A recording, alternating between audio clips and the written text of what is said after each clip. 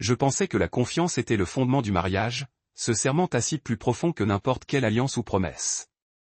C'était la façon dont Isla me touchait la main le matin, sa façon de terminer mes phrases ou de rire avant même que je ne dise la chute.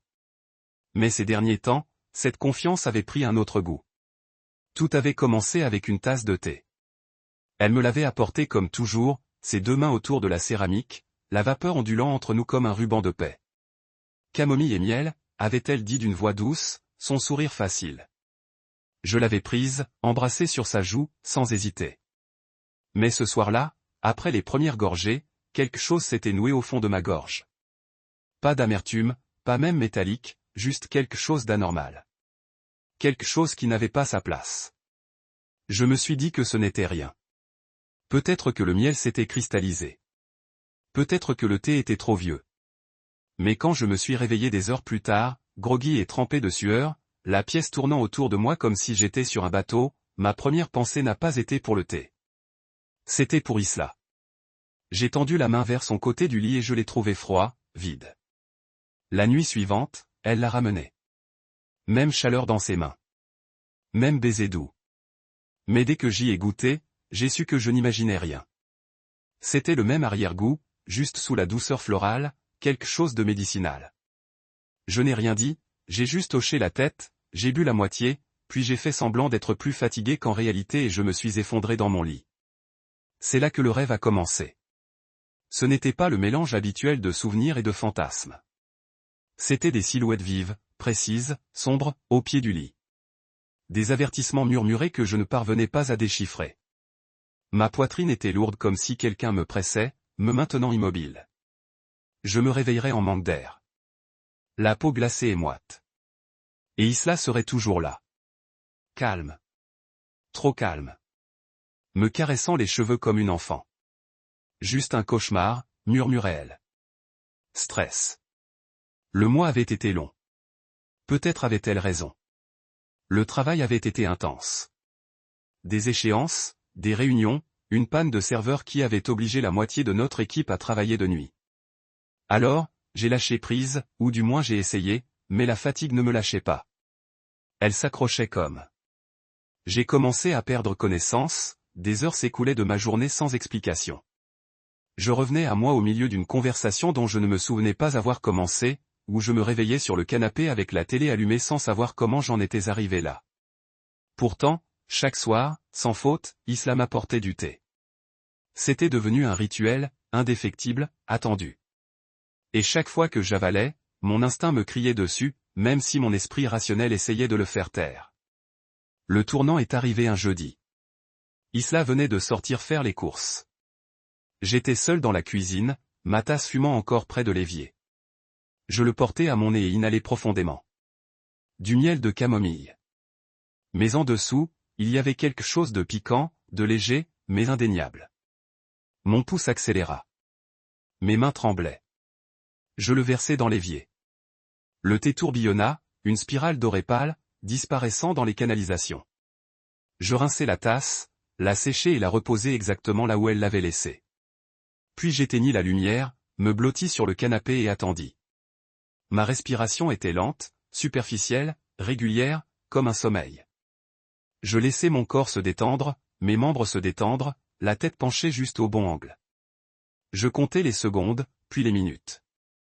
Finalement, j'entendis la porte s'ouvrir, ses clés tomber dans le bol près de la console. Des pas légers traversèrent le parquet. Je ne bougeai pas, même lorsqu'elle s'arrêta près de moi. Je sentais son regard sur moi, le poids de son regard sur ma peau. Elle s'accroupit et me toucha doucement la joue. « Maçonne », murmura-t-elle, et il y avait tant de tendresse dans ses paroles que, l'espace d'un instant, j'ai failli douter de moi-même. Mais alors qu'elle se levait et s'éloignait, j'entendis le craquement du plancher du couloir, le léger bruit d'un tiroir qui s'ouvrait. Mon cœur battait la chamade. J'aurais voulu ouvrir les yeux pour bondir et la confronter, mais je ne le fis pas. J'attendis, immobile et silencieux. Puis, j'entendis autre chose, quelque chose qui me glaça le sang dans les veines, le bruit doux et reconnaissable de mon ordinateur portable qui s'ouvrait. Il était verrouillé. J'en étais sûr. Je le verrouillais toujours. Isla ne connaissait pas le mot de passe. Ou du moins, je le pensais. Mais les clics arrivèrent rapides, assurés, comme une mémoire musculaire.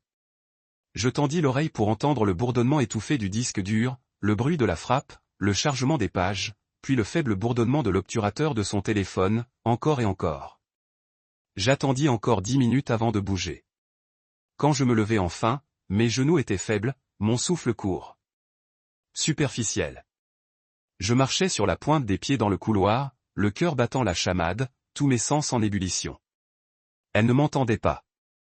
Elle me tournait le dos, la tête penchée sur l'écran, son téléphone à la main. Elle photographiait quelque chose, mes documents, mes relevés bancaires, mes papiers d'assurance, mon passeport, puis elle sortit quelque chose que je n'avais pas vu depuis des années, une procuration. Ma signature me fixait, tremblante, imparfaite, mais pas la mienne. Info. Ma bouche s'assécha. Mon monde bascula. Elle ne me droguait pas seulement. Elle se préparait à devenir moi ou à m'effacer.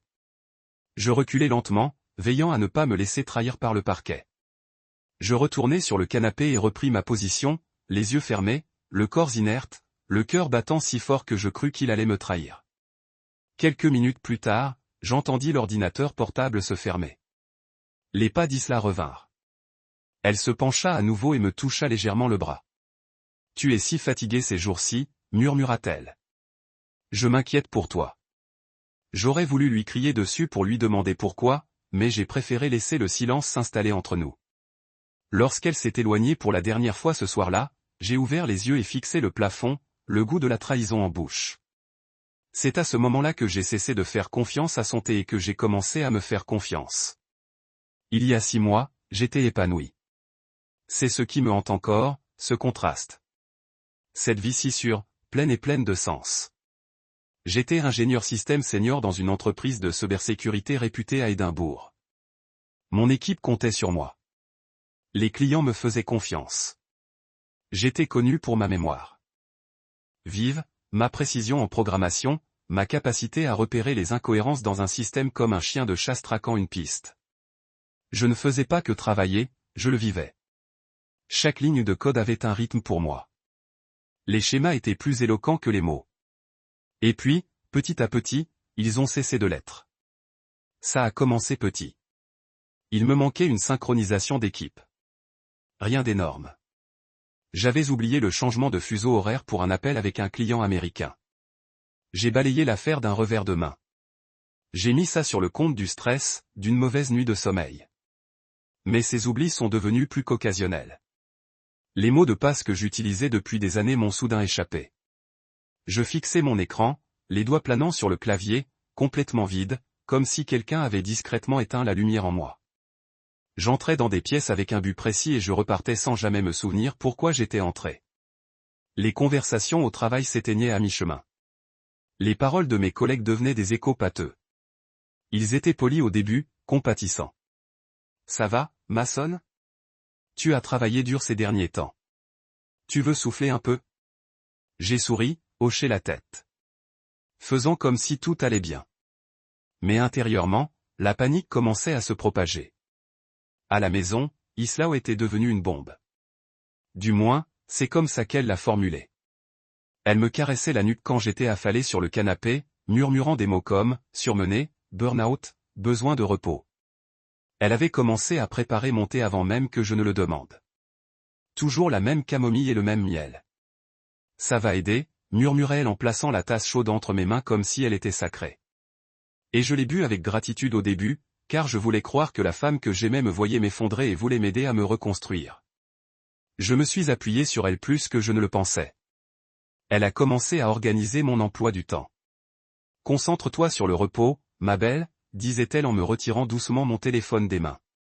Elle a modifié les paramètres de mon agenda, pris les appels pour moi quand je dormais trop tard, trouvé des excuses à mon équipe quand j'ai manqué une autre réunion. Il n'est juste pas tout à fait dans son assiette. Il travaille de la maison aujourd'hui. Il a une migraine. Ces mensonges étaient si faciles que je ne les ai même pas entendus au début. J'étais trop fatigué, l'esprit trop embrumé pour remarquer que je ne contrôlais plus ma vie. Il y a eu un après-midi que je n'oublierai jamais, car j'avais l'impression d'avoir franchi une limite, même si je ne pouvais la nommer. J'étais assis à mon bureau, essayant de résoudre une erreur critique dans le pare-feu d'un client. Mes doigts bougeaient lentement, les lettres du clavier s'agitaient légèrement. Isa est entrée avec un sourire, une tasse de thé à la main, et l'a posée à côté de moi. Je l'ai remerciée, sentant à peine le goût en buvant une gorgée. 10 minutes plus tard, je me suis réveillé affalé sur ma chaise, l'écran éteint. Une heure entière s'était écoulée, et quand je me suis retourné, elle était de nouveau là, dans l'embrasure de la porte, à m'observer. « Tu devrais dormir plus » m'a-t-elle dit. « Tu te forces trop. » À ce moment-là, je m'accrochais encore à la conviction que c'était moi le problème. Peut-être que mon cerveau était en train de se détériorer. Peut-être que je souffrais d'une démence précoce ou d'un trouble neurologique encore inconnu. J'ai envisagé de consulter un médecin, mais Isla m'a convaincu du contraire. Ils vont juste te gaver de médicaments, m'a-t-elle prévenu. Et ils ajouteront quelque chose de permanent à ton dossier médical. Tu es juste épuisé, Mason. Je suis là. Laisse-moi prendre soin de toi. Et je l'ai laissé faire. Dieu me vienne en aide. Je l'ai laissé faire. Elle a commencé à gérer les finances pour me détendre. Cela semblait logique. Je n'avais pas les idées claires et il fallait quand même payer les factures. Je lui ai donné l'accès à mes applications bancaires. Je lui ai donné mes mots de passe. J'ai même signé des papiers, dit-elle, pour consolider mes comptes, des documents que je lisais à peine car ma vue se brouillait si je fixais trop les lignes. Le plus troublant, c'est que je me souviens avoir ressenti de la gratitude. Plus je m'enfonçais dans le brouillard, plus je me laissais aller à sa version de la réalité, j'étais juste fatigué, le monde allait trop vite, trop chaotique, et elle était mon refuge. Le thé est devenu un rituel. Sa voix est devenue la seule qui avait du sens. Quand mes collègues ont commencé à prendre des nouvelles moins souvent, quand mon patron m'a gentiment suggéré de prendre un congé prolongé, Elon a hoché la tête d'un air approbateur. « C'est exactement ce qu'il te faut », a-t-elle dit. J'ai arrêté de conduire. Ma coordination était perturbée. Isla a dit qu'elle s'inquiétait pour moi sur la route, et moi. J'ai accepté. Elle m'a proposé de me conduire à des rendez-vous, de faire les courses, de faire des courses. Elle faisait tout cela avec cette attitude calme et bienveillante qui faisait que la questionner était une trahison. Un soir, j'ai essayé de tenir un journal, ce que je n'avais pas fait depuis des années. Je voulais capturer ce que je ressentais. Peut-être y trouver un sens. J'ai ouvert mon carnet, stylo à la main, et j'ai fixé la page. Rien ne venait. J'avais l'impression d'être en coton. J'ai écrit une seule phrase. Quelque chose ne va pas chez moi.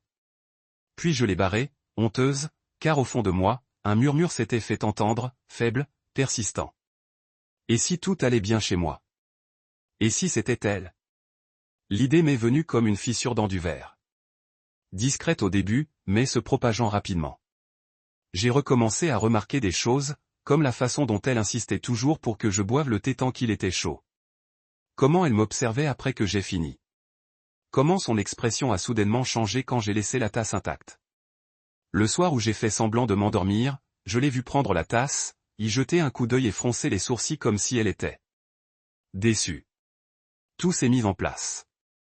La confiance avait été une évidence dans notre mariage, une hypothèse douce et incontestée. Mais maintenant, c'était une variable, une pièce du puzzle qui ne s'emboîtait plus. J'ai commencé à m'éloigner silencieusement, prudemment. Je ne voulais pas qu'elle sache que je commençais à me réveiller, car si j'avais raison, si elle était derrière ce brouillard dans mon esprit, je devais être intelligent. Je devais faire semblant. Et surtout, je devais arrêter de boire du thé. Le sommeil était mon refuge. Un endroit où le bruit du monde s'estompait et où mon esprit, toujours occupé, toujours en train de penser, pouvait enfin dériver vers quelque chose qui ressemblait à la paix. Mais plus maintenant. Plus depuis que le brouillard s'est installé. Maintenant, le sommeil était une prison. Un cycle obsédant de paralysie et de confusion. Je m'allongeais, épuisé par des journées qui me semblaient des années, pour me réveiller des heures plus tard dans un fouillis de draps trempés de sueur, le cœur battant comme s'il essayait de s'échapper de ma poitrine. Les rêves n'étaient plus des rêves. C'étaient des avertissements, des cages, des chaînes. Tout a commencé par la sensation d'être observé. Pas le léger inconfort de paranoïa, mais la certitude profonde que quelqu'un planait juste au-dessus de moi, à côté de moi, hors de portée, derrière le voile de l'inconscience. Dans mes rêves, je ne pouvais pas bouger. J'essayais de lever le bras, de crier, de me retourner, rien. Je restais allongé, figé, un poids qui pesait sur ma poitrine comme une dalle de béton. Parfois, j'entendais une voix. Ni forte, ni claire, juste un murmure à la limite de l'incompréhensible. D'autres fois, je voyais des formes, des silhouettes dans l'ombre, immobiles, sans visage, juste là. Une nuit, j'ai rêvé qu'Islao était assise au bord du lit, me caressant les cheveux avec ses doigts, comme elle le faisait quand nous étions encore jeunes et amoureux.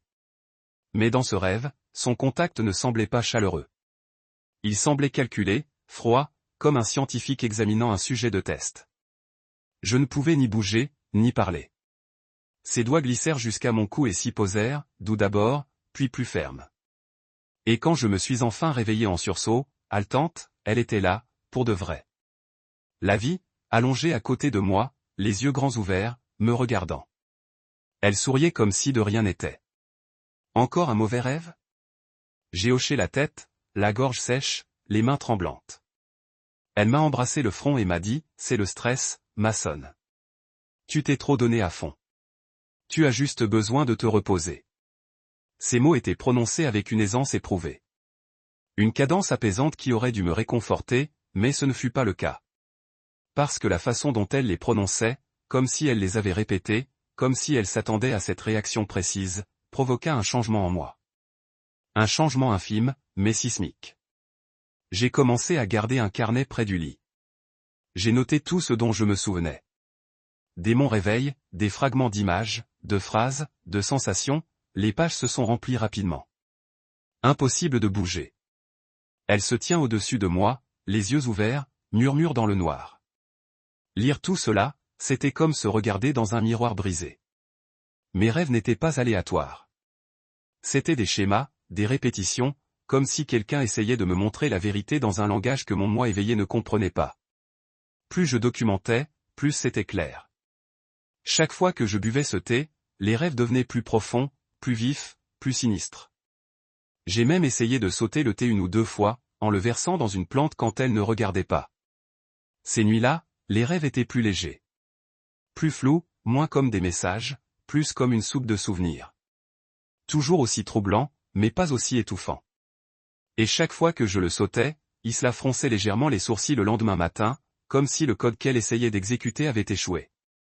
Elle ne me demandait jamais si j'avais fini mon thé, mais elle vérifiait la tasse, toujours discrètement, comme si c'était une routine qu'elle ne voulait pas que je remarque. C'est alors que j'ai commencé à croire que ces rêves n'étaient pas le résultat de mon esprit qui se démêlait. C'étaient des fragments de quelque chose qu'Isla ne voulait pas que je voie. Une nuit particulièrement difficile, j'ai rêvé que j'étais attaché à notre lit, pas seulement métaphoriquement, par de vraies cordes. Je ne pouvais plus respirer. Isla murmurait quelque chose dans une langue que je ne connaissais pas. Puis, alors que je fixais le plafond, une goutte de liquide chaud m'a heurté le front. J'ai levé les yeux, toujours dans le rêve, et j'ai vu une fissure se former au plafond au-dessus de moi. Un liquide rouge suintait comme du sang d'une blessure. J'ai crié ou essayé, mais aucun son. Je suis sorti. Quand je me suis réveillé en sursaut, j'avais des marques de clous dans la paume, là où j'avais serré le poing trop fort. Isla n'était pas au lit. Je me suis redressé, pris de vertige, et je l'ai appelée. Elle est entrée calmement un instant plus tard, les cheveux lâchés, le peignoir soigneusement noué. Tu m'as appelé. J'ai hoché la tête. Je crois que j'ai fait une paralysie du sommeil. Elle a incliné la tête. C'est courant quand on est anxieux. Et tu as été anxieux, Mason. Je l'ai regardé fixement. Quelle heure est-il? Elle a regardé l'horloge. 3h42. Où étais-tu? Salle de bain. Elle a dit sans hésiter. Je ne voulais pas te réveiller. Et c'est peut-être exactement laquelle était. Peut-être. Mais je ne pouvais pas me débarrasser de l'impression qu'elle n'était pas sortie juste pour éviter la chasse d'eau. J'avais l'impression d'avoir été seul dans une pièce que je ne connaissais pas, et qu'elle n'était entrée qu'après que le mal soit fait. À partir de ce moment-là, j'ai commencé à m'endormir plus profondément, parfaitement immobile, tandis qu'elle s'agitait autour de moi la nuit. Parfois, je restais planté devant la porte de la chambre, comme si elle seule pouvait entendre quelque chose. D'autres fois, je la sentais rôder près du lit et je m'efforçais de ne pas broncher. Je ne savais pas ce que j'attendais. Un signe certain de ce qu'elle était en train de faire. Mais je savais que si j'agissais trop tôt, elle comprendrait que je la traquais. Et quel que soit ce jeu, j'avais la profonde certitude que faire semblant était la seule solution qui me restait. Le pire rêve est arrivé 2 semaines plus tard. J'étais de nouveau dans notre chambre, mais tout allait mal. Les murs dégoulinaient. Les meubles se déformaient comme s'ils avaient fondu au soleil. Isla se tenait dans un coin, dos à moi. Je ne voyais pas ce qu'elle tenait, mais elle murmurait la même phrase encore et encore. C'est comme ça qu'on s'évanouit. C'est comme ça qu'on s'évanouit. J'ai essayé de crier. J'avais envie de courir, mais tout ce que je pouvais faire, c'était rester allongé là et écouter ces mots tourner en boucle dans le noir. Quand j'ai enfin ouvert les yeux, Isla dormait à côté de moi. Dos à moi. Je respirais doucement, mais sa main reposait sur ma poitrine, juste au-dessus de mon cœur. Je ne bougeais pas. Je ne dormis plus cette nuit-là. Je me répétais sans cesse qu'il devait y avoir une explication rationnelle, que je m'effondrais, qu'elle avait peut-être raison, que j'en faisais peut-être trop. Mais même au plus bas, je n'avais jamais rêvé avec des symboles aussi précis.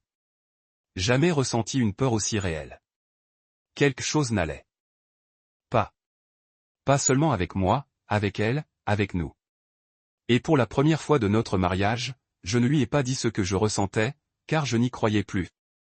Et je ne croyais plus que mes rêves n'étaient que des rêves. Je n'ai pas appelé Arjun tout de suite. J'ai hésité pendant des jours, peut-être plus longtemps. Non pas par manque de confiance en lui, mais parce que j'étais terrifié à l'idée qu'une fois prononcés à voix haute, ces mots deviennent réalité. La suspicion avait le don de tout empoisonner. Et pourtant, mon silence m'avait déjà coûté la lucidité. J'étais perdu dans ma propre maison, dans mon propre corps, étrangère aux deux.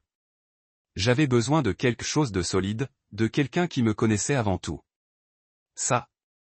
Arjun avait été l'un de mes amis les plus proches à l'université. Brillant, intègre et d'une loyauté farouche. C'était le genre de personne capable de déceler une demi-vérité à des kilomètres. Il se trouvait aussi qu'il était pharmacien et possédait une connaissance approfondie, presque obsessionnelle, des sédatifs et de la neurochimie. On ne s'était pas parlé depuis un moment, pas depuis son arrivée à Glasgow, mais ça n'avait plus d'importance maintenant. J'ai fouillé dans mes anciens contacts jusqu'à trouver son numéro. Quand j'ai entendu sa voix, j'ai eu l'impression de remonter dans le temps. Mason, a-t-il dit, surpris mais chaleureux. Ça fait une éternité, mon pote. Ça va? Cette question, comme tout le monde me l'a posée ces derniers temps, comme s'il se doutait déjà que je n'allais pas bien. J'ai dégluti difficilement. Je ne suis pas sûr. Je crois que quelque chose ne va pas chez moi. Ou peut-être pas chez moi. Je ne sais pas comment l'expliquer. Commence doucement, a-t-il dit, instantanément sérieux. Qu'est-ce qui se passe? J'ai arpenté la cuisine en parlant. Je me dirigeais vers le couloir toutes les 2 ou 3 secondes pour m'assurer qu'Isla n'était pas là. Je ne lui ai pas tout dit. Pas encore. Juste les symptômes. Le brouillard cérébral, la fatigue soudaine, les trous de mémoire, les rêves étranges et saisissants. Dans le thé, j'ai pris soin de mentionner le thé. Il y a eu un silence. Puis sa voix est tombée. Est-ce qu'Isla te donne du thé tous les soirs? Oui, de la camomille et du miel. Elle dit que c'est pour le stress. Il n'a pas répondu tout de suite. J'ai entendu le léger bruit de son clavier, cherchant peut-être quelque chose.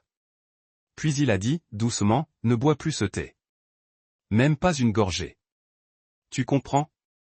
Un frisson me parcourt l'échine. À quoi penses-tu?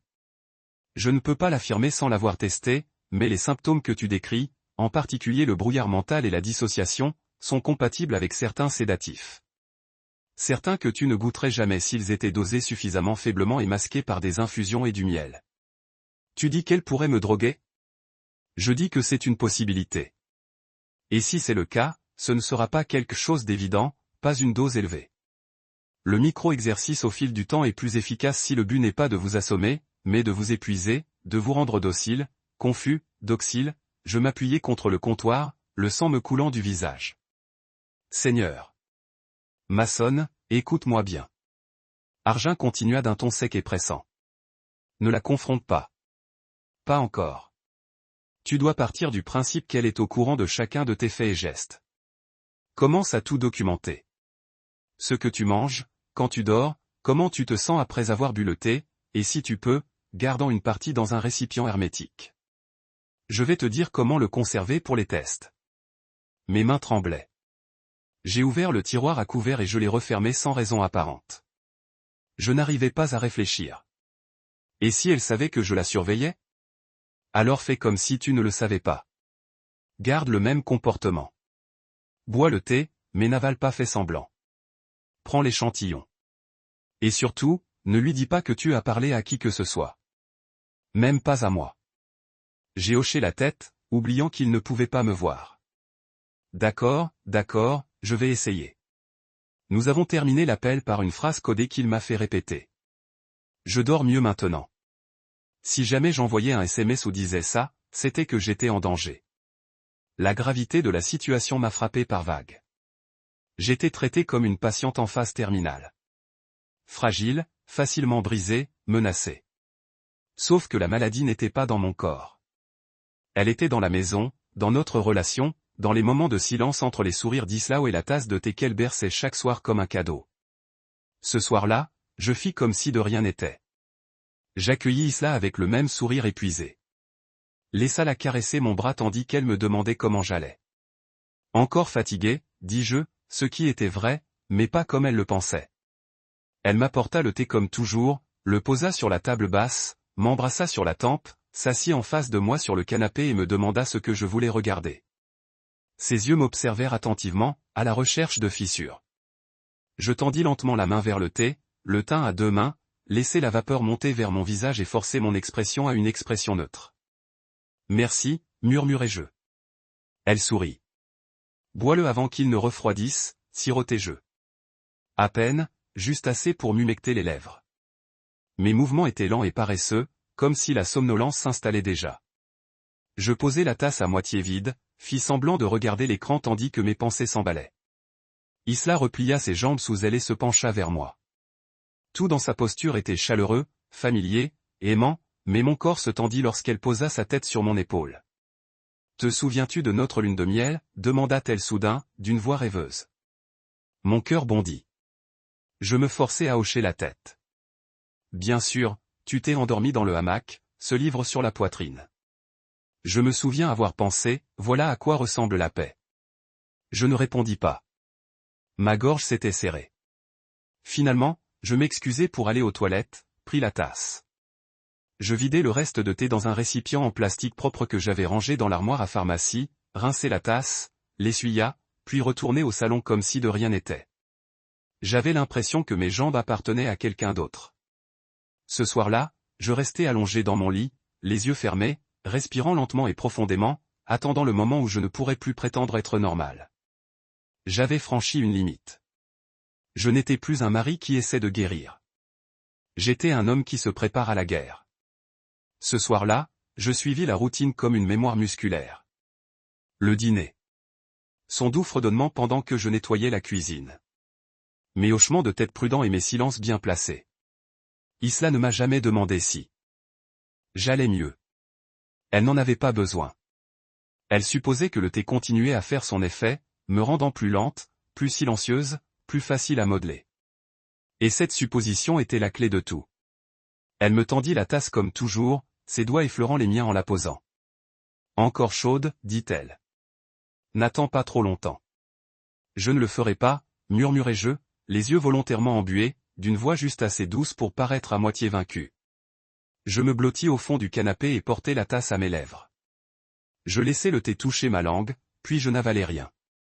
Au lieu de cela, je me laissai aller en arrière lentement, posant la tasse sur la table basse comme tous les soirs. Je vais sortir et appeler maman, dit Isla. Ça ne sera pas long. J'acquiesçai sans la regarder. Un simple clignement d'yeux, juste assez pour suggérer l'épuisement. J'entendis la porte se refermer avec un clic, compter jusqu'à 10. Puis je me levai et me dirigeai vers le lierre en pot dans un coin, le même qui avait commencé à jaunir après des semaines d'ingestion excessive des toxines qui m'étaient destinées. Je versai le thé dans la terre, puis essuyai la tasse avec un torchon, en m'assurant que l'intérieur était bien sec. Je la reposai sur la table, exactement comme avant, puis jetai un nouveau coup d'œil autour de la pièce. Rien ne détonnait. J'avais l'air d'un homme sombrant dans le même sommeil artificiel auquel elle s'était habituée. Je me dirigeai vers la chambre, enfilai un t-shirt et un jogging, et me glissai sous la couette. Puis le vrai spectacle commença. Je restais allongé, immobile, très immobile. Ma respiration était profonde et régulière, comme toutes les nuits où elle se tenait au-dessus de moi. Je m'étais entraîné à contrôler le rythme. Inspirer 4 secondes, retenir, expirer 6 secondes, recommencer. Mon corps se détendit comme lorsque le thé me frappait. Ma poitrine se souleva par vagues paresseuses. J'ai laissé ma bouche s'entr'ouvrir, les yeux fermés juste assez pour qu'aucune lumière ne s'échappe. Le temps a passé. Je ne sais pas combien de temps. L'obscurité derrière mes paupières s'est mise à bouger, mon esprit bouillonnant de possibilités. Que ferait-elle? Vérifier mon pouls. Parler à quelqu'un. Prendre quelque chose. La porte de la chambre s'est ouverte en grinçant. Je n'ai pas bronché. Des pas légers ont traversé la pièce. Je sentais sa présence avant qu'elle n'atteigne le lit. Une sorte de radar interne qui résonnait du bord froid de son ombre. J'avais envie de me retourner, de crier, de baisser tout le rideau, mais je ne pouvais pas. Pas encore. Pas avant de savoir. Pas avant de voir sa main effleurer mon bras, comme si elle tâtait le terrain. Maçonne, murmura-t-elle. Je ne bougeais pas. Un silence, puis un autre murmure, plus près de mon oreille cette fois. Tu dors? Je laissai échapper un léger soupir, juste assez pour passer le test. Elle s'attarda un instant, ses mains glissant jusqu'à mon poignet, où mon pouls battait lentement et régulièrement. Je la sentis bouger sur le lit, puis se soulever. Le matelas bougea à peine. Elle recula, silencieuse, mais pas silencieuse, puis se retourna et sortit de la pièce. C'est à ce moment-là que j'ouvris les yeux. J'attendis une minute entière, puis une autre. Quand je fus sûr qu'elle était partie, je me glissai hors des couvertures et me dirigeai vers la porte, pieds nus. Le couloir s'étendait devant moi dans la pénombre, des ombres se dessinant sur les bords. Je me déplaçai lentement, veillant à ne pas me laisser trahir par le plancher. Elle avait un rythme. Dès qu'elle crut que je dormais, elle bougea librement comme si le monde lui appartenait à nouveau. J'aperçus d'abord sa silhouette dans la douce lueur de l'écran de l'ordinateur. Elle était assise devant l'îlot central de la cuisine, complètement absorbée par moi. Je me suis collé au mur, me cachant un peu. Je ne l'entendais pas encore, seulement le cliquetis rapide des touches et le bourdonnement occasionnel de son téléphone. Je me suis accroupi près de l'arche, jetant un coup d'œil juste assez pour voir son reflet dans la vitre du micro-ondes. Elle avait l'air calme, concentrée, pas comme une épouse gérant un foyer ou aidant son mari fatigué à traverser un problème de santé, mais comme quelqu'un exécutant un plan. Je l'ai regardé ouvrir un dossier sur l'ordinateur portable. Mon dossier, mes documents professionnels, mes fichiers financiers, mes signatures scannées. Elle a inséré une clé USB, téléchargé, renommé, ouvert mon compte de messagerie, ma boîte de réception, et a commencé à supprimer certains messages, à en transférer d'autres. Puis elle a sorti son téléphone et s'est mise à photographier plusieurs feuilles de papier qu'elle avait empilées à côté de l'ordinateur. J'ai plissé les yeux. La première était une copie de notre police d'assurance commune. Puis est venue une page avec mon nom en gras. Mon acte de naissance, une signature scannée, un autre document, flou mais sans équivoque. Une procuration. La signature en bas à droite n'était pas la mienne. Je me suis couverte la bouche avec ma main. Elle ne se contentait pas de gérer mes affaires. Elle les réécrivait.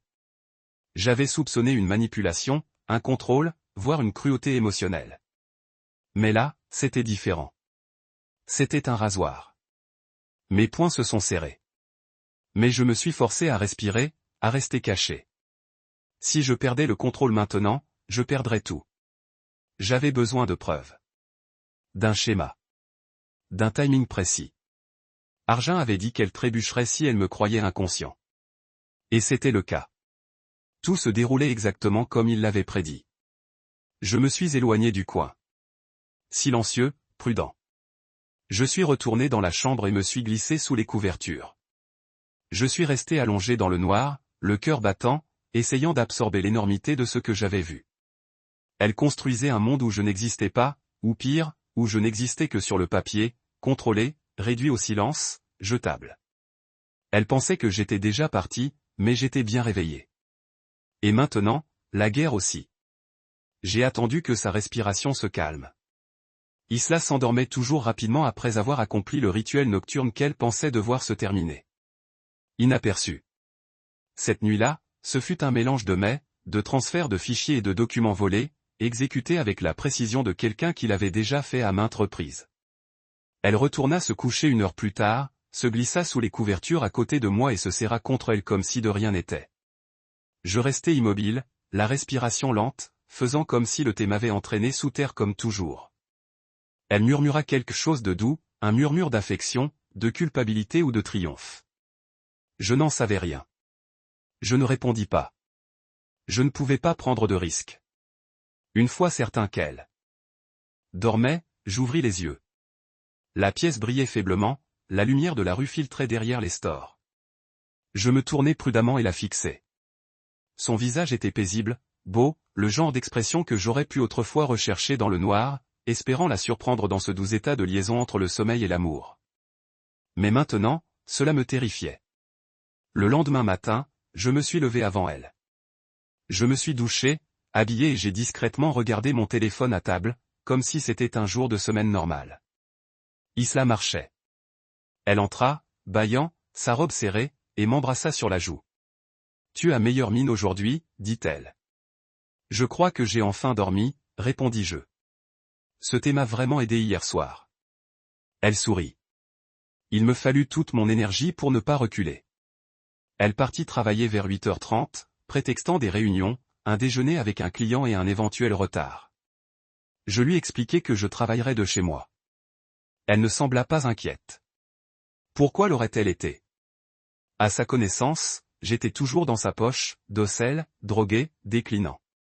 Dès que les portes se refermèrent, je me mis au travail. Je récupérai l'ordinateur portable dans le compartiment secret de mon sac à dos. Une machine sécurisée, déconnectée de tout réseau domestique, que j'avais installée sur l'insistance d'Arjun. Je la démarrai et regardai les images de la veille. Une caméra discrète était cachée derrière la lampe du buffet, pointée précisément sur l'îlot central de la cuisine. Je la regardais bouger, ouvrir des dossiers, photographier des documents, connecter des clés USB.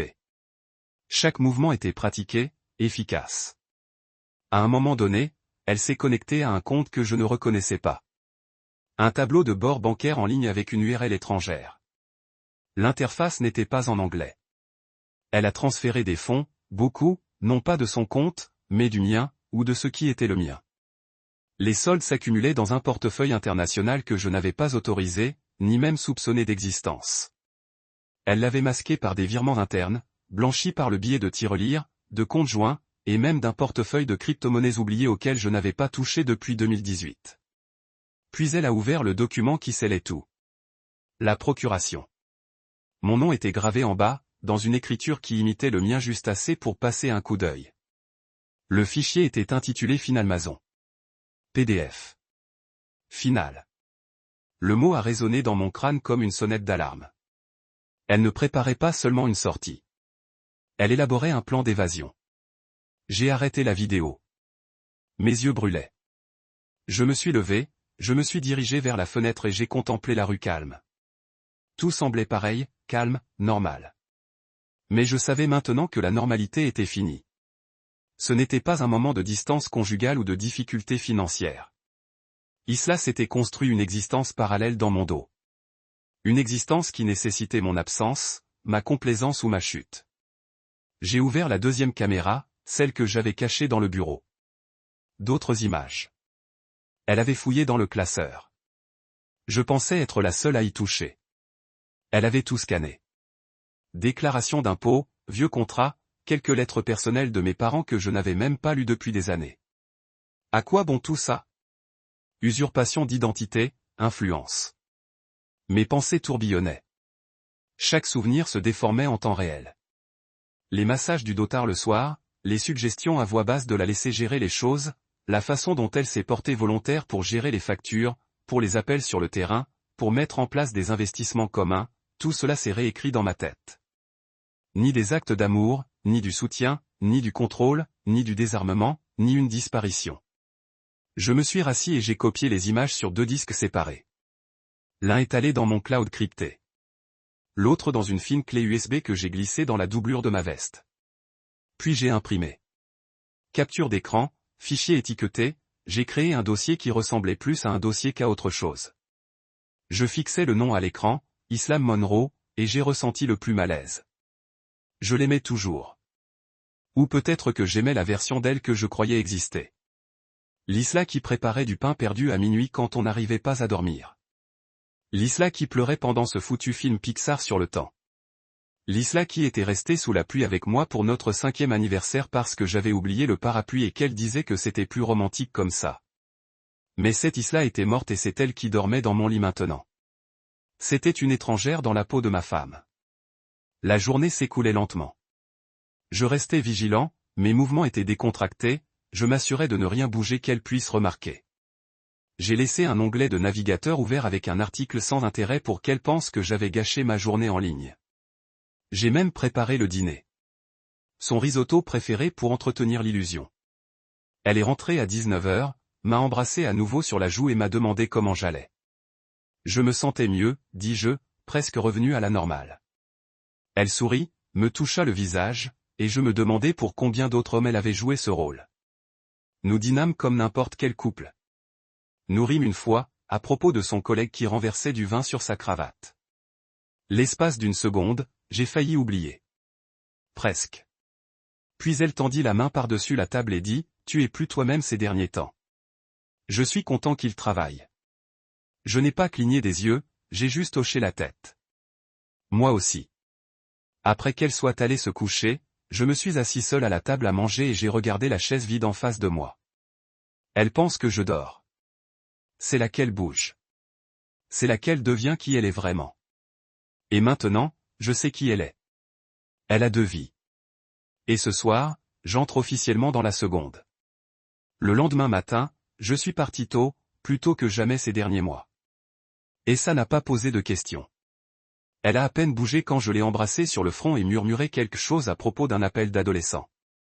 J'avançais comme un homme routinier, comme quelqu'un qui revient à la vie. Et peut-être que d'une certaine manière, je l'étais parce que la vie qu'elle pensait enterrer. Je la déterrais. Le trajet en taxi à travers la ville était calme. Les rues brumeuses défilaient devant la fenêtre, encore à moitié endormie et innocente. J'ai serré la clé USB dans la poche de mon manteau tout le temps, les doigts enroulés autour comme si c'était la clé d'un lieu sacré. Quand nous sommes arrivés devant le petit bureau de poste, dans mon bureau niché entre une boulangerie et un antiquaire dans une ruelle étroite d'Édimbourg, mon cœur battait la chamade comme si j'entrais au tribunal plutôt qu'en consultation. Marianne Rhodès n'avait pas l'air de ce que j'attendais. Elle était plus jeune, plus perspicace, le regard trop observateur pour laisser passer quoi que ce soit. Elle ne m'a pas offert de politesse. Elle m'a juste fait signe de m'asseoir en face de son bureau et m'a dit « Montrez-moi ce que vous avez ». J'ai glissé la clé USB sur la table. « On m'a dit que vous étiez discret. »« Je suis cher », a-t-elle répondu. Discrétion comprise. Je l'ai regardé la brancher sur son appareil crypté, ses doigts bougeant rapidement tandis qu'elle ouvrait les images et les fichiers. Aucune réaction n'a traversé son visage en regardant Eslao à l'écran, juste une concentration constante. Elle s'est arrêtée devant le document intitulé Finalmason. PDF et l'a lu 2 fois. Lorsqu'elle a relevé les yeux, son expression était indéchiffrable. Vous n'êtes pas paranoïaque. Je suis soulagé et terrifié d'entendre ça, ai-je dit d'une voix sèche. Elle orchestre un repositionnement financier et juridique. Assez discret pour ne pas soulever de questions. Drapeau. Mais ne vous y trompez pas, ce n'est pas impulsif. C'est une construction. Une construction. Marian, détendez-vous. Vos comptes, la fausse procuration, les documents de police. Elle consolide le contrôle. Si jamais vous étiez déclaré médicalement inapte ou disparaisiez sans explication, elle serait responsable de tout, de vos biens, de vos décisions, de votre succession. La trace numérique qu'elle a créée est sophistiquée, mais pas invisible. J'ai dégluti avec difficulté. Est-elle proche du succès? Elle y est presque, dit Marian. Mais elle pense que vous êtes toujours sous pression. C'est votre avantage. Elle a exposé les options, les voies légales, les éventualités, des termes comme injonction préventive, verrouillage d'identité, gel des avoirs. J'ai hoché la tête pendant la majeure partie du temps, l'esprit en ébullition. Je peux rédiger une requête pour sécuriser vos comptes dans les 24 heures, dit-elle. Mais nous devrons agir vite et discrètement. Avez-vous un endroit sûr pour déplacer tout ce à quoi elle pourrait essayer d'accéder, comme quoi? Passeport, carte bancaire, acte de naissance, tout ce qu'elle pourrait utiliser comme arme. Mettez-les dans un coffre-fort à votre nom. Seul. Pas ensemble. Dans un endroit dont elle ignore l'existence. J'ai repensé au petit garde-meuble de LeafWalk, utilisé il y a des années lors d'une rénovation. La clé était toujours dans mon tiroir à outils. J'ai un endroit. Parfait. Et Mason, dit-elle en me regardant dans les yeux. On ne protège pas seulement ton identité. On se prépare à une confrontation. N'attends pas qu'elle frappe. Assure-toi qu'au moment où elle le fera, tu auras déjà neutralisé les dégâts. J'ai quitté son bureau avec un dossier glissé dans mon manteau et une lucidité que je n'avais pas ressentie depuis des mois. Ce n'était plus une question de survie. C'était une question de stratégie. Isla avait agi pièce par pièce, pensant que je ne me réveillerais jamais face à l'échiquier. Mais maintenant, je voyais chaque case, chaque pion qu'elle avançait. Cet après-midi-là, je me suis rendu au garde-meuble. L'endroit n'avait pas changé. Même murs ébréchés, même clavier avec des touches qui se bloquaient légèrement lorsqu'on tapait le code. J'ai ouvert mon ancien garde-meuble et dépoussiéré le coffre en acier que j'avais utilisé autrefois pour ranger les outils et les contrats. À l'intérieur, j'ai placé tout, mon passeport, mes relevés de compte, l'acte de propriété original. J'ai même glissé la petite boîte en velours qui contenait l'alliance que je n'avais pas portée depuis 2 mois. Juste avant de refermer le couvercle, j'ai ajouté autre chose, une photo d'Isla et moi pour notre 3e anniversaire de mariage. Nous rions, trempés par la pluie, assis sur un banc dans les Highlands écossaises. Ce moment avait semblé réel. Peut-être l'était-il. Peut-être que la femme sur cette photo m'avait aimé autrefois. Mais celle avec qui je vis maintenant, c'était une toute autre entité. Après avoir fermé la boîte, je suis rentré chez moi. Islao était sur le canapé, téléphone à la main. J'étais illuminé comme si je revenais de la guerre. « Salut, l'étranger » a-t-elle dit en tapotant le siège à côté d'elle. « Tu m'as manqué aujourd'hui. » J'ai gloussé et j'ai laissé tomber mon manteau. J'avais beaucoup de choses à rattraper. Je commence à me sentir à nouveau moi-même. « C'est bien, » dit-elle en m'embrassant sur la joue. « Je me suis inquiété pour toi. » J'ai hoché la tête. « Merci d'avoir fait tourner les choses pendant mon absence. » Elle rayonnait. « Bien sûr, tu n'es pas obligé de me remercier, mais je l'ai remercié encore et encore, avec des sourires, de faux bâillements, des gorgées de thé. Je n'ai jamais avalé. » Chaque mensonge qu'elle disait était doublé par un des miens. Et plus je jouais le jeu, plus elle prenait confiance. Cette confiance allait la perdre. Cette nuit-là, j'ai installé 2 autres caméras cachées, une dans la bibliothèque, une autre près du thermostat du couloir. J'ai synchronisé les images avec un serveur privé accessible uniquement via l'ordinateur portable car Jean m'a aidé à crypter. Puis je me suis assise à la table de la cuisine, les yeux rivés sur l'horloge, tandis qu'Islam préparait sa tasse habituelle. Elle me la tendit avec la même grâce, la même chaleur. « Tu vas mieux » dit-elle doucement. « Je le vois bien. »« Ça doit être le thé » dis-je en levant la tasse comme un toast. Et à cet instant, tandis que je la regardais m'observer, je compris quelque chose. Elle ignorait à quel point j'étais éveillé. 3 nuits plus tard, les caméras m'ont révélé la vérité dont j'avais besoin. C'était subtil, presque trop subtil, comme tout ce qu'elle faisait. Eslao ne traversait pas sa vie en trombe. Elle flottait silencieusement comme de la fumée s'échappant sous les portes, s'infiltrant par les fissures, inaperçue jusqu'à ce que l'air soit déjà empoisonné. Mais cette fois, je l'ai vue. J'ai tout vu. Cette nuit-là avait été une routine. C'était là le génie de son rythme. La répétition adoucissait les contours de sa tromperie. Nous avions mangé ensemble. Elle m'a parlé d'un nouveau client, un riche particulier de Dubaï qui souhaitait transférer des fonds discrètement. J'ai souri et hoché la tête comme si cela m'importait. Puis vint le thé. Toujours le thé. Je l'ai bu, l'ai fait tournoyer contre mes lèvres, l'ai laissé coller à l'intérieur de la tasse. Je me suis assuré qu'un peu de thé tacherait ma langue juste assez pour passer le baiser qu'elle m'a donné. Après. Isla avait toujours été observatrice. Les gens négligents n'orchestrent pas les disparitions. Elle m'a regardé un instant de plus que d'habitude après ce baiser, puis elle a souri, s'est retournée et a disparu dans le couloir. Elle pensait avoir encore gagné. Une fois dans la chambre, j'ai agi rapidement. J'ai vidé la tasse dans le lierre et l'ai apportée à l'évier, la rinçant et la séchant.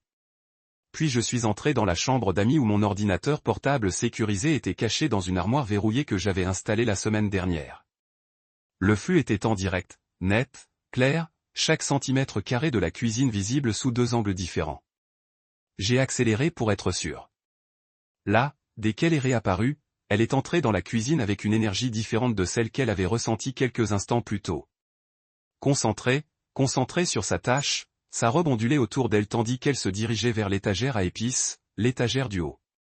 Elle a passé la main derrière les pots empilés de curcuma, de piment de Cayenne et de clous de girofle.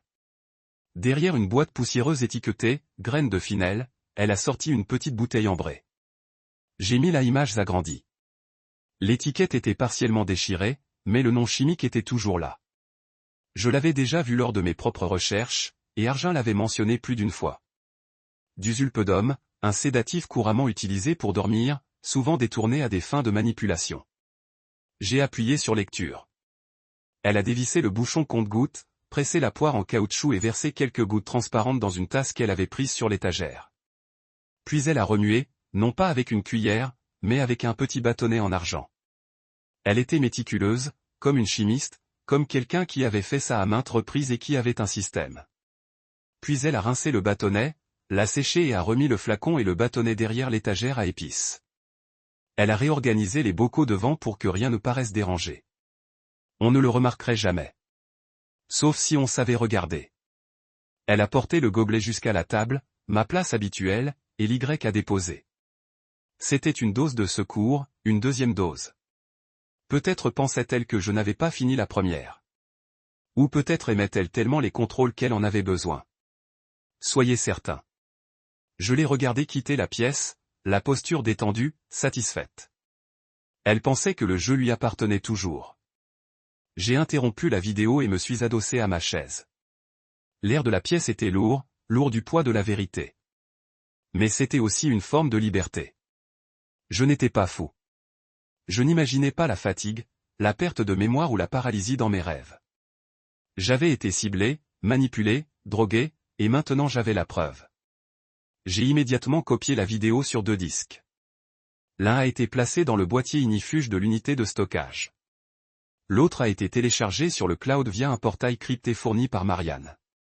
J'ai envoyé 2 mots à Arjen par SMS. On a raison. Il a répondu dans la minute. Tu dois partir maintenant. Mais je ne pouvais pas. Pas encore. Pas tant que la toile était encore en train de tisser. Il fallait que j'attende le moment où elle essaierait de la resserrer lorsqu'elle classerait quelque chose, déplacerait un bien, appellerait quelqu'un en pensant que j'étais trop mal pour résister. Il fallait que je reste immobile et que je regarde l'araignée terminer son dessin. Le lendemain matin, je l'ai confrontée. Pas directement. Ça aurait été trop facile, trop émotionnel. Et si Islam avait appris quelque chose, c'était que le silence désarme mieux que la rage. Je me suis assis en face d'elle au petit déjeuner et j'ai demandé, « Tu as déjà entendu parler du zolpidem ?» Elle n'a pas bronché. Elle beurrait du pain grillé. C'est pas pour dormir, non. Je sirote mon thé. Du thé que je me suis fait. Même ouais. Certaines personnes en abusent. Ça passe à côté de la plupart des analyses sanguines. Ça rend les gens oublieux. Ça les fatigue. Certains ont même des hallucinations. Elle a levé les yeux de son pain grillé, souriant comme si je lui avais raconté une blague. Pourquoi, cet intérêt soudain pour les produits pharmaceutiques? J'ai haussé les épaules. Je lisais un article. Tu me connais. Impossible de résister à un bon terrier de lapin médical. Eh bien, a-t-elle dit, les yeux rivés sur l'horloge. Tu as toujours été du genre curieux. Et c'était tout. Pas de panique, pas de déni. Mais j'ai vu quelque chose de nouveau dans son expression ce matin-là, un éclair, rapide et enfoui sous son charme de cabinet. Elle recalculait. À midi, j'ai reçu un email de Marianne. Les images et les documents avaient été examinés. La requête en gel de mes avoirs a été déposée. Les empreintes digitales d'Isla ont suffi à convaincre un juge d'approuver une injonction tacite. Tout ce à quoi elle pensait avoir accès, crédit, assurance, fonds, était sur le point de disparaître. Nous avons même convenu de changer les serrures pendant qu'elle était au travail. À son retour le lendemain soir, la maison entière serait câblée et verrouillée plus hermétiquement qu'une salle de serveur. Mais cette nuit-là, après les images, fut la première nuit où je l'ai vraiment vue. Pas seulement à travers les caméras, à travers les couches, à travers les mensonges. La femme qui murmurait mon nom comme une prière se tenait maintenant chez nous, perturbant ma vie comme si j'étais un simple code à déchiffrer. Elle ignorait que les caméras la surveillaient. Elle ignorait que l'homme qu'elle croyait brisé avait déjà commencé à reconstruire. Cette nuit-là, je n'ai pas fait semblant de dormir. Je n'ai pas fermé les yeux. Je me suis assise dans le noir et j'ai écouté le son de sa respiration à côté de moi. Le même souffle qui me réconfortait autrefois. Maintenant, il ressemblait à un compte à rebours. J'ai emménagé dans l'appartement d'Argin, de l'autre côté de la ville, le soir même, comme prévu. Isla était restée à son bureau toute la semaine, ce qui m'a donné le temps nécessaire pour faire mes valises discrètement et disparaître. Je n'ai pris que l'essentiel, documents, vêtements, appareils électroniques. J'ai tout laissé derrière moi, y compris les photos encadrées de nous souriant sur les plages, les balcons et les endroits que je soupçonnais maintenant d'avoir servi de décor à sa longue escroquerie. À son retour ce soir-là, dans une maison vide et une serrure changée, elle n'a pas appelé, ni envoyé de SMS. Je pense qu'elle savait que le silence en disait plus long que n'importe quelle accusation. Chez June, j'ai fixé les murs nus et écouté le bourdonnement du réfrigérateur comme s'il pouvait apaiser ma tension. Il avait insisté pour que je reste chez lui. Je n'ai pas discuté. Je ne pouvais pas faire confiance à un hôtel.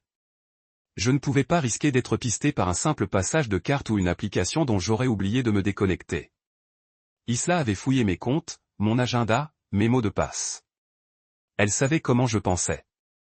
Je devais garder une longueur d'avance. Maintenant, même si cela signifiait disparaître complètement. Marie a envoyé les messages interceptés le lendemain matin. Elle travaillait avec un contact en criminalistique numérique, remontant les communications du réseau du bureau d'Islao.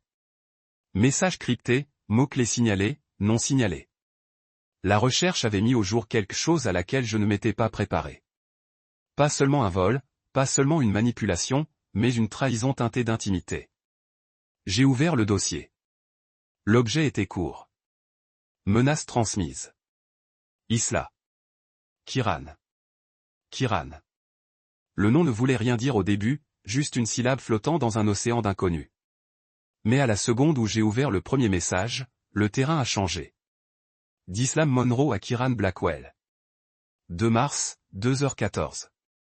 Il s'estompe comme prévu. Chaque soir, il prend la relève sans se poser de questions. Il est lent, groggy. C'est presque trop facile. Il faut juste tenir le coup jusqu'à ce que les derniers papiers soient réglés. Puis nous disparaissons. Puis nous disparaître. J'ai cligné des yeux. Mes mains sont devenues froides. La réponse est arrivée 7 minutes plus tard. De Kiran Blackwell à East Lanro. 2 mars, 2h21. Mkina est réservé. 12 vues sur la mer. Juste toi, moi, et la vie tranquille que nous avions promise. Tu as si bien réussi, mon amour. Bientôt, il n'y aura plus que nous, Mkos. Une vie douce et tranquille. Ce n'était pas une affaire secondaire. C'était un plan de remplacement. Un autre message. 2 jours plus tard, il fonctionne à peine. Il n'a même pas remis en question le nouveau formulaire, il a juste signé. Je pense qu'il pensait que c'était pour les impôts. Tu avais raison. Garde une voix calme, des mains chaudes, et ils ne se douteront de rien. Chaque mot était plus profond. L'attention qu'elle me portait, le ton de sa voix, la douceur de ses doigts, tout était calculé. Chaque gentillesse, chaque aiguille glissant sous la peau inaperçue jusqu'à atteindre la veine. J'ai continué à lire. Kiran, tu es sûr qu'il ne contestera rien? On ne peut pas. Je ne peux pas me permettre un délai judiciaire. Isla, il ne le fera pas. S'il essaie, nous avons de quoi remettre en question son jugement. Fatigue médicale, mémoire erratique, états émotionnels instables. Il s'est déjà remis en question à voix haute. Il ne me reste plus qu'à amplifier cela. Ce n'était pas seulement une trahison. C'était de l'ingénierie. Elle avait conçu mon effondrement comme les plans d'un architecte. Chaque faux sourire, chaque dose, chaque main douce me caressant le dos tandis que j'oubliais qui j'étais, et j'ai failli la laisser faire. J'ai refermé le dossier et me suis assise, les yeux brûlants. Arjun est entré, un café à la main, et s'est arrêté en voyant mon visage. Il n'a rien dit. Il a juste posé la tasse sur la table et s'est assis en face de moi. J'ai tourné l'ordinateur portable vers lui. Lillet, a-t-il fait. Sa mâchoire se serrait à chaque ligne, ses yeux s'assombrissant. Lorsqu'il a terminé, il n'a pas dit « je suis désolé ». Il n'a pas cherché à se justifier. Il a juste dit « on n'en a plus qu'assez ». Je ne sais pas ce qui me fait le plus mal, murmurai-je, elle voulait m'effacer, ou, elle allait fêter ça après. Je le voyais si clairement maintenant. Isla en robe d'été sur un toit de Mkos. Une coupe de champagne à la main, le soleil la illuminant parfaitement. Kiran, lui, entourait la taille d'un bras, sans me pleurer, sans me regretter, juste disparu comme si je n'avais jamais existé, pourtant j'avais existé. Si. Et maintenant, j'avais tout ce qu'il me fallait pour le prouver. Marian déposa plainte le lendemain. Fraude, coercition, manipulation médicale, usurpation d'identité. Elle agit rapidement, présentant des preuves numériques, des chronologies documentées, des expertises. Arjun fournit une évaluation professionnelle des médicaments utilisés par l'ESLA, décrivant les symptômes qu'ils provoqueraient, leur durée de conservation et leur difficulté à les détecter dans les analyses standards. Combiné aux images vidéo et aux messages, ce n'était pas qu'une affaire. C'était une histoire. Un homme lentement privé d'autonomie sous couvert d'amour. Une femme masquée. Un rasoir d'affection. Un partenaire remplacé par un plan. Isla ne savait pas ce qui allait arriver. Pas encore, mais elle le saurait. Et je n'avais pas prévu de la prévenir. Elle a tenté de me contacter par email. Un bref message froid. Objet, ça va? Corps, tu as disparu. Je suis inquiète. Appelle-moi quand tu peux. On pourra parler. Quoi qu'il en soit, on peut arranger ça. Aucune mention des serrures changées. Aucune question sur les dossiers manquants. Juste une fausse inquiétude. Un coup d'hameçon jeté à l'eau. Elle réalisait maintenant que c'était trop profond. Je n'ai pas répondu. Elle n'a rien envoyé d'autre après ça. Marian m'a dit de me préparer aux représailles. Elle va changer de cap, jouer la victime. Elle n'est pas du genre à capituler. Les femmes comme Isla ne s'effondrent pas. Elles se camouflent. Et effectivement, une semaine plus tard, ses avocats ont déposé une requête en urgence. Elle y affirmait que j'étais mentalement instable, potentiellement dangereuse, que j'avais abandonné nos biens matrimoniaux et disparu sans prévenir. Son récit me dépeint comme une personne déséquilibrée, imprévisible et paranoïaque. Mais le timing l'a trahi. Elle ignorait que le tribunal disposait déjà de notre chronologie, de la vidéo, des expertises médico-légales et des reçus. Sa requête en urgence était comme mettre le feu à un champ déjà inondé. Le juge a rejeté sa requête dans les 48 heures. Et avec cela, le cours de la justice a basculé. Je n'étais plus l'homme qu'elle avait tenté d'effacer. J'étais l'homme qui écrivait la vérité qu'elle pensait ne jamais pouvoir dire. L'audience s'est déroulée dans une petite salle d'audience nichée dans le palais de justice d'Édimbourg. Murs de verre, boiseries en chêne, et une légère odeur de quelque chose de stérile et de poli, comme la justice et l'eau de Javel. J'étais assis au premier rang, vêtu d'un tailleur bleu marine qui n'avait pas vu la lumière du jour depuis près d'un an. Mes mains étaient fermes, ma colonne vertébrale droite. En face de moi, Isla était assise, entourée de 2 avocats, dont aucun ne semblait entièrement convaincu par la femme qu'ils étaient payés pour défendre. Elle était impeccable, bien sûr. Boucles souples, chemisier modeste, maquillage minimaliste. Elle portait l'inquiétude comme un costume. Sourcils froncés, alliance tordue au doigt. J'ai scruté la salle d'audience avec la vulnérabilité éprouvée de quelqu'un qui essaie de convaincre l'assistance qu'elle était la trahie. Mais elle ne m'a pas regardé. Pas une seule fois, car elle savait. La juge était une femme d'âge mûr, sévère et méthodique. Elle examinait les documents, lunettes posées bas sur le nez. Je scrutais ligne après ligne, comme si chaque ligne mettait sa patience à rude épreuve. Lorsqu'elle a finalement pris la parole, le silence s'est installé. Nous sommes ici aujourd'hui pour examiner la requête et les preuves ultérieures concernant les accusations de fraude, de coercition et de tentative de manipulation de patrimoine portées par un certain Islam Monroe contre son mari, Mason Monroe. Cela ne me semblait pas réel avant d'entendre ces mots. Puis Marian s'est levée. Elle a exposé les choses avec une précision chirurgicale. Pas de drame, pas d'embellissement, juste des faits et des images. Pièce à conviction A, les vidéos de surveillance d'Isla administrant du Alpedom dans Monté. Pièce à conviction B, les faux documents scannés avec mon nom signé d'une écriture tremblante imitant mon écriture. Pièce à conviction C, les conversations entre Isla et Kiran, évoquant sédatifs, disparition et projet d'évasion. MCOS. Puis vint le témoignage de l'expert. Arjun a témoigné et expliqué les effets de la micro-administration de sédatifs sur de longues périodes. Cela imite les symptômes naturels du burn-out. Il a déclaré au tribunal, fatigue, perte de mémoire à court terme, désorientation, particulièrement efficace lorsqu'il est administré par une personne de confiance de la victime. Il n'a pas bronché lorsqu'il a déclaré, j'ai conseillé à Mason de commencer à conserver des échantillons et à enregistrer les comportements. Ce qu'il a découvert a confirmé nos soupçons. Le conseil adverse a tenté de déformer le récit. Monsieur Monroe, n'est-il pas vrai que vous êtes devenu paranoïaque et que vous avez commencé à espionner votre femme à son insu? Je me suis penché en avant. Oui. Après des mois de fatigue inexpliquée, de trop de mémoire et de confusion croissante, pendant lesquels ma femme a continué à préparer tous mes repas et boissons, j'ai pris des précautions. Et ces caméras, étaient-elles cachées? Discrètes, ai-je dit calmement, car je ne pouvais me permettre une confrontation avant d'avoir la vérité. Je ne voulais pas d'accusation. Je voulais des preuves.